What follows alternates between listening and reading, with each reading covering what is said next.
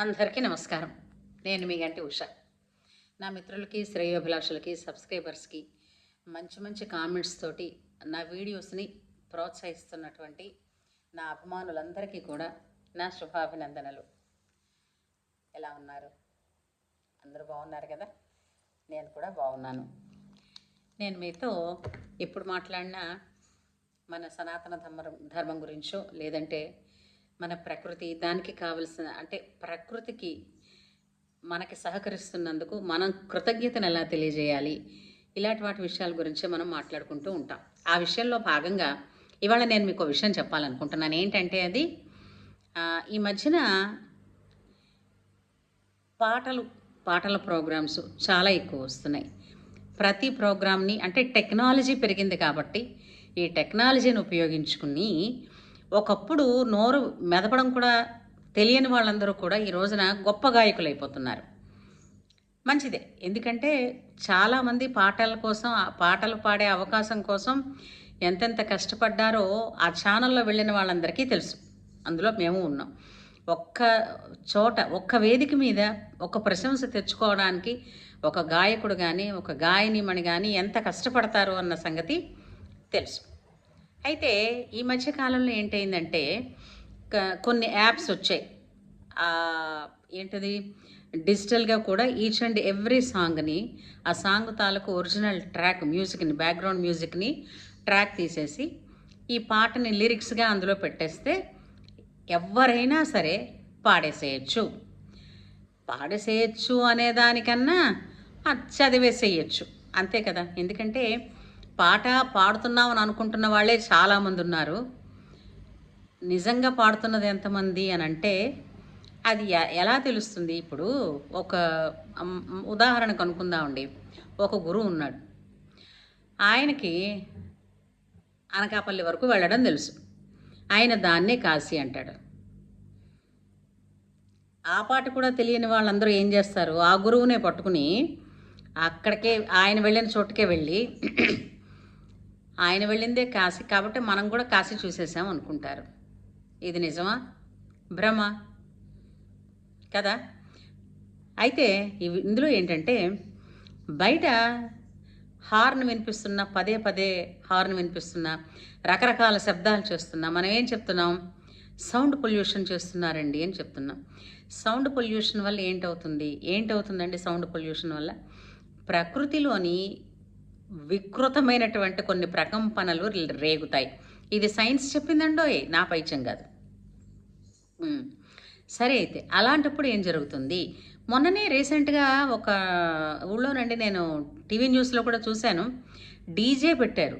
ఏదో ఒక పెళ్ళికి డీజే పెడితే ఆ డీజే వాళ్ళు పెట్టినటువంటి సౌండ్ ఆ స్పీకర్స్ లెవెల్కి గోడ పడిపోయి పెళ్లివారిలో కొంతమంది పోయారు కూడాను.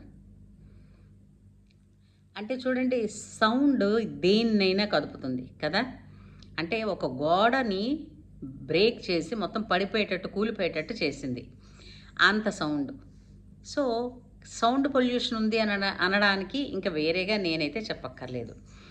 సో ఈ లెక్కన ఈ మధ్యన పాడాలి అని అనుకుంటున్న వాళ్ళందరూ ఒకప్పుడండి పాట పాడడం అంటే ఎంత కష్టం తెలుసా? ఎంత కష్టం అంటే ఆ పాటని మొట్టమొదట ప్రథమ కాలంలో నేర్చుకోవడం. ప్రథమ కాలం అంటే ఏంటంటారా? అది శాస్త్రీయ సంగీతం నేర్పించిన వాళ్ళు కానీ, లలిత సంగీతం నేర్పించిన వాళ్ళు కానీ చెప్తారనుకోండి. అవేమీ మాకు అక్కర్లేదు, ఎందుకంటే అవైలబిలిటీలో ఉన్నది ట్రాక్, మొబైల్లో ఉంది ట్రాకు, స్పీకర్లు అవి మనకి దగ్గరలో మన ఏమిటది ఇయర్ ఫోన్స్లోని వాటిలో ఉంటాయి కాబట్టి పెట్టేసుకుంటాం, పాడేసుకుంటాం. ఈ గోలంతా ఎవడ పడతాడు అన్న వాళ్ళకి ఏం చెప్తాను? చెప్పలేను. కానీ ఒకప్పుడు పాట నేర్చుకోవడం అంటే దాన్ని ప్రథమ కాలంలో నేర్చుకోవడం అంటే స్లోగా పాటని నేర్చుకున్న తర్వాత తాళం బాగా వంట పట్టిన తర్వాత దానిని మ్యూజిక్తో కలిపి పాడడం, ఇది నేర్పించేవారు. అప్పుడు ప్రథమ కాలం, రెండవ కాలం, మూడవ కాలం, నాలుగవ కాలం వచ్చేసరికి స్పీడ్గా ఇప్పుడు ఉన్న సినిమా పాటలు మనకి ఎలా వింటున్నాము అలా ఒకేసారిగా మనం నాలుగవ కాలానికి వెళ్ళి పాడేస్తున్నారు ఇప్పుడు అందరూ కూడా. దానివలన ఏంటవుతోంది? ఆ స్పీడులో పలుకుతున్నప్పుడు అక్షరం తాలూకు స్పష్టత కనపడటం లేదు. అక్షరం తాలూకు స్పష్టత లేదు. అలాగే ఆ పదం మధ్య ఎక్కడైనా ఒక గమకం ఉందనుకోండి, ఆ గమకం తాలూకు విశేషం, దాని వివరణ కూడా తెలియటం లేదు. ఇది కూడా కాకుండా ఈ ట్రాక్ పాటలు పాడుతూ ఉండడం వలన ఏంటవుతుందంటే, కొన్నాళ్ళకి శృతిని ఐడెంటిఫై చేయడం, అంటే శృతిని, ఆ పాట ఏ శృతిలో ఉన్నదన్నది శృతిని రికగ్నైజ్ చేయడం, తాళాన్ని రికగ్నైజ్ చేసుకొని పాటని గ్రహించుకొని టక్కున మొదలుపెట్టడం అన్నది కొన్నాళ్ళకి సద్దుమణిగిపోతుంది కన్నా తెర మరుగైపోతుంది. ఎందుకు దీని గురించి, పాటల గురించి ఇంత అంటున్నారని అంటారా? ఒక్కసారి మీరు ఓపెన్ చేసి చూడండి. ఎక్కడైనా సరే ప్రోగ్రామ్స్ జరుగుతున్నాయి, ప్రోగ్రామ్ ఒక చోట జరిగిందంటే ఒక యూట్యూబ్ లింక్ ఇచ్చారంటే వరల్డ్ వైడ్గా మీకు అవి టెలికాస్ట్ అయిపోతున్నాయి. ఈ వరల్డ్ వైడ్గా చూస్తున్న వాళ్ళందరూ కూడా వాళ్ళ మనిషి ఎవరో ఒకళ్ళో ఇద్దరో బాగా పాడేవాళ్ళు ఉన్నారనుకుందాం, వాళ్ళతో పాటుగా మిగిలిన ఎలాగైనా పాడేవాళ్ళు ఉన్నారనుకుందాం. ఈ పాటలన్నీ విని విని విని చివరికి మన చెవులు కూడా, విన్నవాళ్ళ చెవులు కూడా అపశృతులే నిజం అనుకుని భ్రమించి స్వచ్ఛమైన సంగీతాన్ని దూరం చేసుకునే రోజులు కూడా వచ్చేసాయి, దగ్గరలోనే ఉన్నాయి. దీనికి ఉదాహరణ, ఎందుకండి శృతి లయానో ఏంటి అంత తెలియకుండా పాడుతున్నారా? జనరంజకంగా ఉంటే చాలు. జనాలకి ఏంటుందండి, మంచినీళ్ళ సీసాలో ఏదో ఒక చిన్న స్నాక్సో ఏదో పెట్టేసి వస్తే మ్యాక్సిమం ప్రతి వాళ్ళు కూడా ప్రోత్సహిస్తున్నామన్న దానిలో వాళ్ళ డబ్బులు వాళ్ళు పెట్టుకుని చేస్తున్నప్పుడు మనం వెళ్ళి కూర్చుని ఉమారు ప్రోత్సహించడంలో తప్పేంటని అనుకుని చప్పట్లు కొడుతున్నారు. కానీ నిజమైన ప్రశంస ఎక్కడ అందుకుంటున్నారో చెప్పండి. ప్రోత్సాహం కావాలని ప్రతివాడు కోరుకుంటున్నాడు, కానీ ప్రోత్సాహానికి ప్రశంసకి మధ్యలో చాలా తేడా ఉంది. ఎప్పటికీ ప్రోత్సాహం దగ్గరే ఆగిపోతారా? ప్రశంసల దగ్గరికి వెళ్ళరా? ప్రోత్సాహం అంటే మీరు ఎలా పాడినా సరే స్టేజ్ మీదకి వచ్చి పాడుతున్నారు కాబట్టి మెల్లిగా నేర్చుకుంటారులే మళ్ళీసారి అని ఈసారికి మంచి ప్రయత్నం చేసావమ్మా అనడం అన్నది ప్రోత్సాహకరం. ఇక మంచి ప్రయత్నం చేసావు కదా అంటే ఎప్పుడు ప్రయత్నంలోనే ఉండిపోతారా? సఫలీకృతులు కారా ఎప్పటికీ? దానికోసం ప్రయత్నం చేయరా? ఈ వయసులో ఏం పడతాయండి అని. మరి ఈ వయసులో సరదా ఉందిగా. సరదా ఉన్నప్పుడు జీవితం ఒకటే కదా. ఒక్క పాటనైనా సవ్యంగా వినడం, అసలు వినడం రావాలి. సవ్యంగా విని సవ్యంగా పాడడం చెయ్యగలరు. ఇప్పుడు గుడుల్లో కూడా కచేరీ ఇచ్చే వాళ్ళకి నేను ఒక ప్రవక్త మాట్లాడుతుంటే విన్నాను, గురుముఖత సంగీతాన్ని నేర్చుకున్న వాళ్ళకి తప్ప ఇతరులకు అలాంటి అవకాశం ఉండదండి, అలాంటి వాళ్ళే చేస్తూ ఉంటారు, ఇది సంప్రదాయంగా వచ్చింది అన్నారు. ఓహో, అదో విషయం కూడా ఉన్నదా? మనం ఎక్కడ పడితే అక్కడ ఏమిటది, ఏ గుడి, అది గుడైనా ఆ పాటలన్నీ ఏం చేసుకుంటాం, లేదంటే బడైనా దీనికి తగ్గ పాటలన్నీ ఏం చేసుకుంటాం. పాటలు ఎవరు రెడీగా ప్రతి వాళ్ళకి వాళ్ళ ఇలాగ ఫింగర్ టిప్స్ మీద దొరుకుతున్నాయి. ఓ 2 యాప్లు ఏవో దించుకుంటే ఆ యాప్ల నుంచి పాటలు వచ్చేస్తాయి. దానికి మైక్ తగిలించేస్తే నేను మైక్ పట్టుకుంటే సింగరే. మైక్ పట్టుకున్న ప్రతివాడు సింగర్ ఎలా అవుతాడండి? ఆ మైక్ పట్టుకున్న ప్రతివాడు సింగరే అవుతాడు. వీళ్ళు పొగిడారు వాళ్ళు పొగిడారు అని అంటే సరే, ఇలా పాడిన వాళ్ళని ఎవరినైనా వెళ్ళమనండి. ఓ ఇండియన్ ఐడల్కి కానీ ఓ సరైన సవ్యమైనటువంటి కాంపిటీషన్కి, అక్కడ తెలిసిపోతుంది. ఆ మధ్యన ఎవరో బోల్డ్ అని లాంగ్వేజెస్లో నేను పాడానని నన్ను మించిన గాయకుడు లేడని అనుకున్నారు, కానీ ఆ మనిషి ఈ మధ్యన ఎక్కడ కనపడటమే లేదు. ఎందువల్లట? పునాది లేని కట్టడం నిలబడదు అన్న సంగతి మీకు తెలుసు కదా. పునాది ఏంటి? శాస్త్రీయ సంగీతంలో మొట్టమొదట అలంకారాల వరకు నేర్పేదంతా కూడా మనకి ఆలు గుణింతాలు నేర్పినట్టు అనమాట. అంటే సరళీస్వరాలు, జంట స్వరాలు, అలంకారాలు, ఈ మూడింటి మీద పట్టు దొరికింది అన్నవాడికి శృతి, లయ, దాటు స్వరం ఎక్కడి నుంచి ఎక్కడికి వెళ్ళాలి. ఇప్పుడు తాళంలో 8 అక్షరాల దగ్గర తాళం పడుతోంది అని అంటే 8 అక్షరాల వరకు ఆ పాటలో ఉన్న బ్రీత్ని ఎలా సస్టైన్ చేయాలి.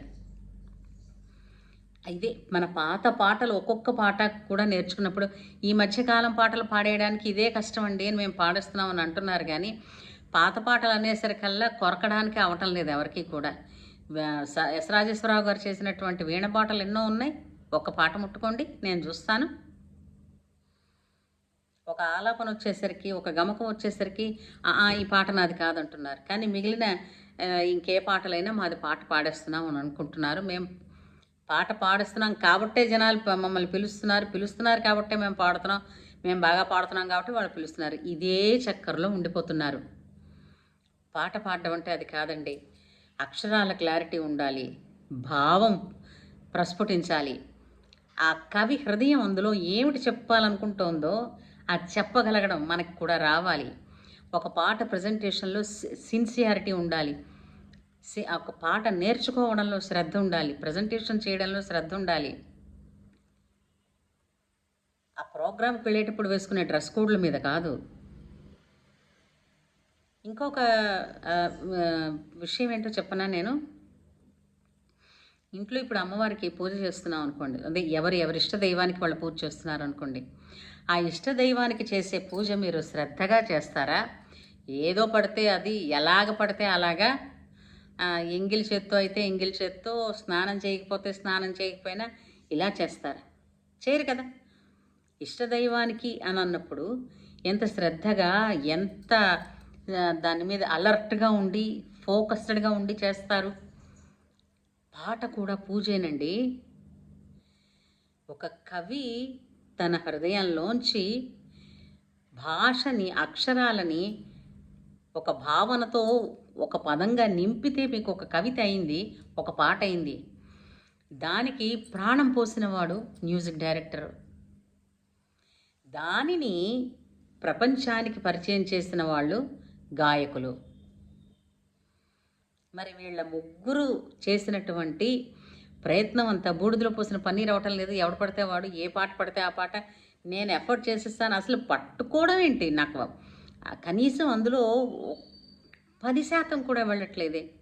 అసలు ఏ పాట పాడతామన్నా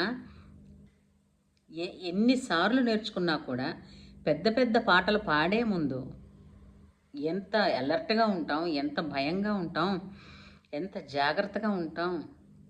అది లేకపోయిన తర్వాత ఈ చేస్తున్న పూజలన్నీ తంతులైపోతాయి.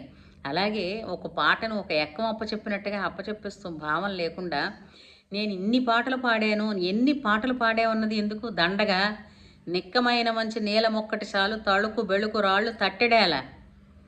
పాడే పాట ఒక్క పాట పాడిన శృతి పక్వంగా, లయబద్ధంగా, శ్రావ్యంగా వచ్చిన కొంతమంది చూడండి బామను వచ్చిన వాల్యూమ్ అంతా వదిలేసి పాడేస్తారు. అసలు ఆ పాట భావం ఏంటి, దానిలో ఎంతవరకు మన భావాన్ని పెట్టాలి, ఇవి తెలుసుకోవాలి కదా.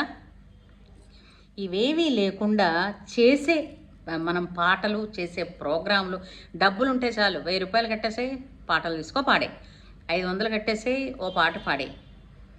డబ్బులు లక్ష్యం లేదు, ఎందుకనంటే అవి మనలోంచి రాక్కర్లేదు. తెలుస్తుందా? పాట మనలోంచే రావాలి. దాన్ని మనం మిగిలినవన్నీ మార్చేస్తున్నాం, డబ్బులంటే పెడుతున్నాం, డ్రెస్సులంటే మారుస్తున్నాం, కానీ పాట మన నోట్లోంచే రావాలి అంటే ఇంత శ్రమ పడుతూ ఇంత డబ్బు పెడుతున్న వాళ్ళు పాట ఎందుకు కూడా శ్రద్ధ పెట్టి పాటను ఒక పసిపిల్ల అనుకుని, పసిపిల్లని ఎలా సాకుతారో అలా పాటని గనక మనం ప్రాక్టీస్ చేయగలిగితే, ఆ చంటిపిల్ల చూడండి తల్లిని విడిచిపెడుతుందా? అలాగే ఆ పాట అప్పుడు మీ కంఠానికి ఒదిగిపోయి మృదుమధురంగా అవదా? ఇది లేకుండా పాడే ప్రతి పాట కూడా ప్రకృతికి హాని చేయటం లేదా? సౌండ్ పొల్యూషన్ కాదా? అలాంటి సౌండ్ పొల్యూషన్స్ని ఎంతోమందికి స్ప్రెడ్ చేసి 10 సార్లు వినండి, నేను మళ్ళీ వింటాను. ఎన్నిసార్లు వింటే మాత్రం ఒకసారి రికార్డ్ అయిన అపశృతి మళ్ళీ శృతిలోకి వస్తుందా? మనలో మచ్చపోవాలంటే తొడవాల్సింది అద్దాన్ని కాదండి, మనని మనం. దయచేసి ఇక మీద పాడేవాళ్ళు పాటని అప్పచెప్పడం కాదు, ప్రకృతికి హాని చేస్తూ పాడే కన్నా మీ ఇష్టదైవానికి పూజ చేస్తున్నామని అనుకుని శ్రద్ధగా ఒక్క పాట మీరు ఖచ్చితంగా చెప్పండి, శ్రద్ధగా ఒక్క 10 పాటలు నేర్చుకోండి ఒక 4 మాసాల వ్యవధిలో. ఆ 4 మాసాల వరకు శ్రద్ధగా గొంతు యందు, ఆ పద్ధతి యందు, ఏ విధంగా మిగిలిన వాళ్ళు ఎలా పాడారన్న దాని యందు శ్రద్ధ పెట్టండి. ఎంత వేగం ఈరోజు జాయిన్ అయిపోయామో రేపు మనం ప్రదర్శన ఇచ్చేసామా అన్న దానికి వెళ్ళకండి. అలాంటివన్నీ కూడా నిలబడవు. సరైన సింగర్ వచ్చినప్పుడు వాళ్ళతో పక్కన ఫోటోలు తీయించేసుకున్నాం, వాళ్ళు మేము ఫోటోలు తీయించుకున్నంత మాత్రాన అందులో ఉన్న ఎసెన్స్ రాదు.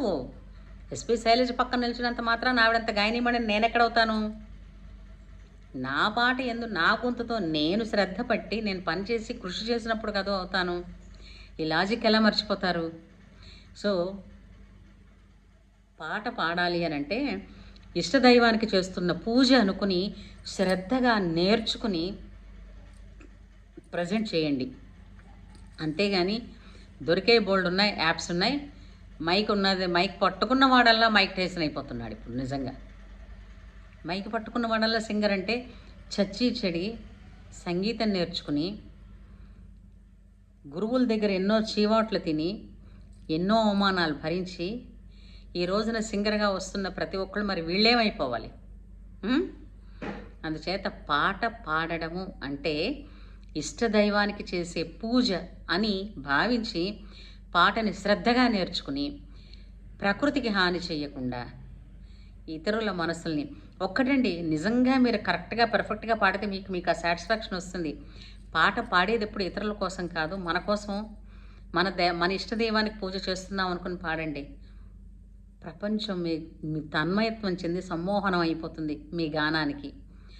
అలాగా అందరూ కూడా సమ్మోహనంగా గీతాలాపనలు చేయాలని ఆశిస్తూ సర్వేజన సుఖినో భవంతు.